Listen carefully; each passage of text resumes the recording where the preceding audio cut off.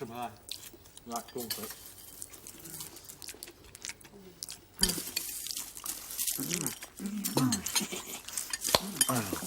Now, are you ready to help me come and open the shop, Mooncat? Nearly. You're excited about being a shopkeeper, aren't you, Stephen? Yes, I am. It's going to be hard work, but I'm sure it'd be a lot of fun as well. Mooncat, what do you think we should call the shop? Oh, let's call it the shop. No, that's what it is. Let's give it a name as well. Why? Well, everything has a name. People have names. Yes, streets have names. Robots have names. That's right, Robert. And shops have names as well. Everything has a name. Yes, but why? Well, we've all got names, haven't we? Robert, Mooncat and Stephen. Yes. And so have all these things on the table. They're all called food. Yes. But each kind of food tastes different, so we give it a different name. There's toast. Toast. Sugar, Sugar. tea, marmalade, Marmalade. milk, cornflakes. Supposing that nothing had a name, just look what would happen. Oh. Excuse me, could you pass the food, please? This? No, not that food. That. No, not that, the other. Anyway, I wasn't talking to you. Who were you talking to then? Him. Hey, you. He wants you to pass it to him. What? The food. Which food? Are you talking to me? No, him. Who's it wants to know which food you want? Oh, never mind, I'll get it myself. You see, we all got mixed up, didn't we? That's why everything has a name. And that's why the shop has got to have a name. Oh, yes, let's go and open up the shop and try and think of a name for it. Come on, Robert. Oh, what's the matter? You look worried. Which food did what's-his-name want? Don't worry about that, Robert. It was just a game.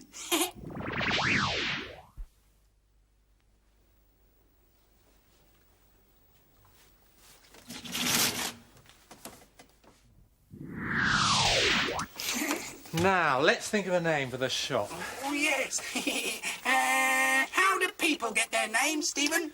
Well, when they're babies, their parents decide what name to give them. That must be hard to do, because there are lots of different names, aren't there? Yes, there are. Yes, there's Michael and Winston, Yes. Darren, Ali, Saul, lots and lots of them. Yes, and that's just the boys' names. There are lots of girls' names as well. Let me see, there's Ruth and Annie and Rivka, Yasmin, Danuta, Melanie, Beryl. And, Stephen, What? when the parents have chosen a name, is that what the child's called? Yes, but some parents give their children a Christian name in a church at a christening. What's a christening? Well, I could show you. I've got an album somewhere. An album. Yes. Album. Here it is. Here it is. And it's got a picture of some children pretending to christen a baby. There.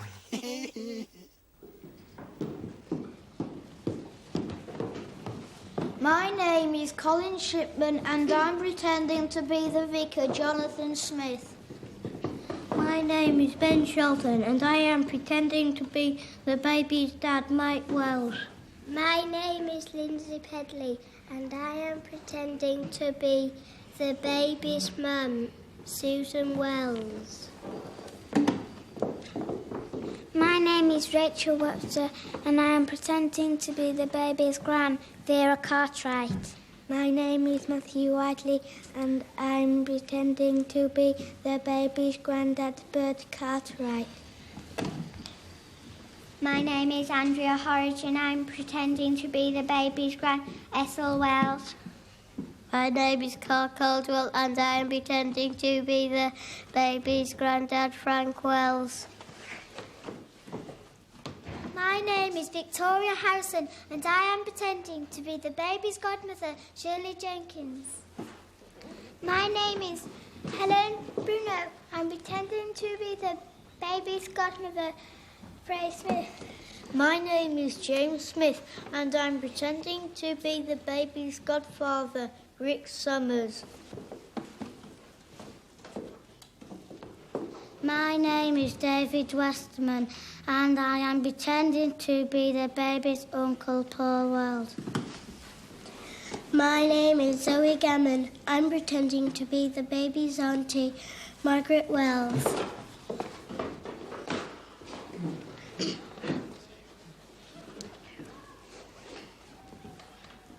Tracy Victoria, I baptize thee in the name of the Father and of the Son and of the Holy Ghost.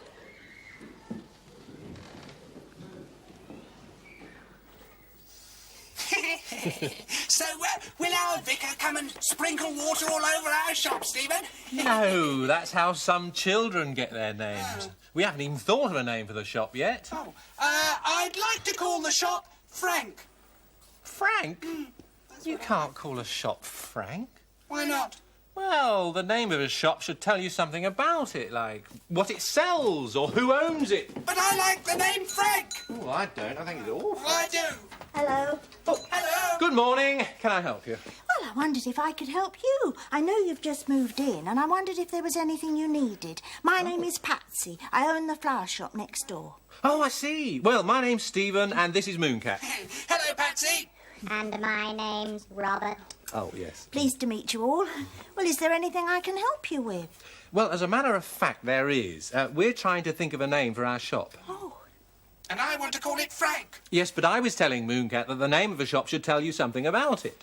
What's your shop called? Patsy's flower shop. Well, there you are, you see, Mooncat. That tells you that it's Patsy's shop and that she sells flowers. Then perhaps we should call this Stephen's Rubbish Shop, so that everyone will know you sell rubbish. Very funny, I don't think. I don't think it's a very good idea. Look, why don't you call it Stephen and Company? Lots of shops are called Somebody and Company, aren't Yes, they are. I like that. Stephen and Company. Or Mooncat and Company. they? Oh, that sounds good. No. Stephen and Company. It sounds better, I That's think. because it's your name, Stephen. No. I think Mooncat and Company sounds much better.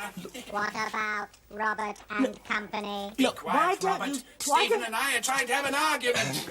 Why don't you toss a coin and then the winner can choose the name of the shop? That's a good idea, Patsy. Do you agree, Mooncat? Yes, all right. Right, here's 10p. Heads or tails? Heads. It's tails. Hooray! I win. We'll call the shop Mooncat and Company. All right, Mooncat and Company it is. How will people know that that's what the shop's called, Stephen?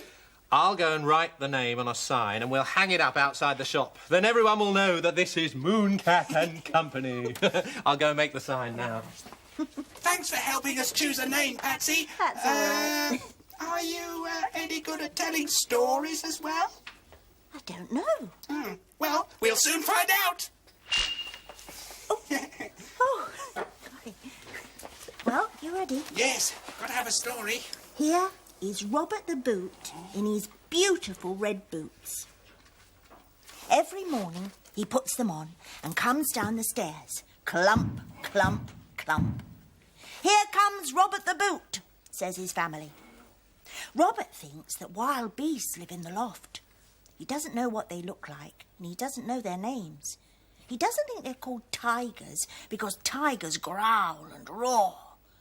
The beasts in the loft are very quiet. They make little rustling noises in the night, and sometimes they talk to one another in whispers. One day, Robert pretended to have a secret friend. My name is Grimmond, and I will live in the loft. He brought his bed with a patchwork quilt, and he trundled it up the path to the house. Robert lay on his back and laughed and kicked his red boots in the air. No one but Robert could see or hear Grimmond, not even Robert's sister Maud. Grimmond could come to tea or lie on the living room rug, and no one would know he was there. Grimmond said, I will make all the wild beasts in the loft go away.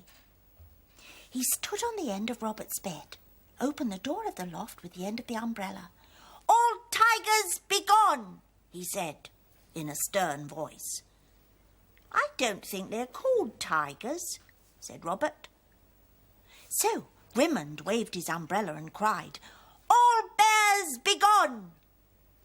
I don't think they're called bears, said Robert. I don't think they've got a name at all. Grimmond said, They must be called something. Everybody has a name. Then, when you say the name, everyone knows who you're talking about. Robert said, "Perhaps the beasts are called creepers and whisperers, because that's what they do. They creep about in the night and they whisper to one another."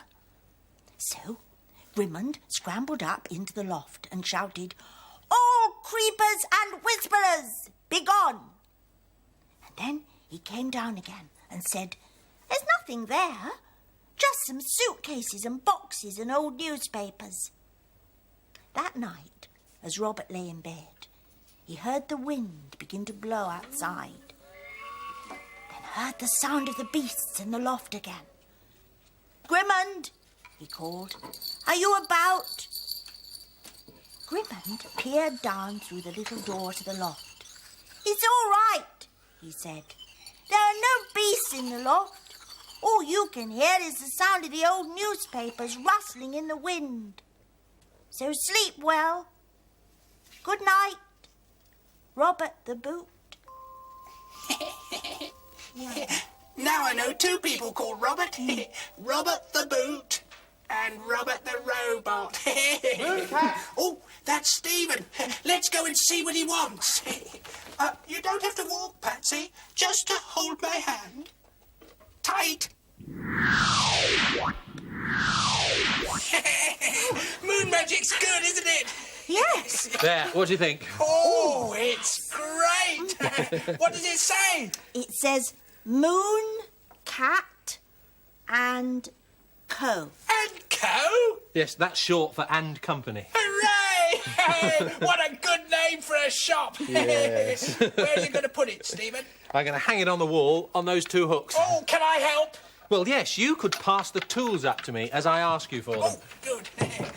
They're all tools, Patsy, but they've got separate names as well, so that we know which tools we're talking about. Does help to make life easier, doesn't it? Could you pass me the screwdriver first, The please? screwdriver, please. Screwdriver? Thank you very much. Yeah, a bit of a tweak there. And That's all next we'd like the hammer, please. The hammer now, Hammer? for knocking things in.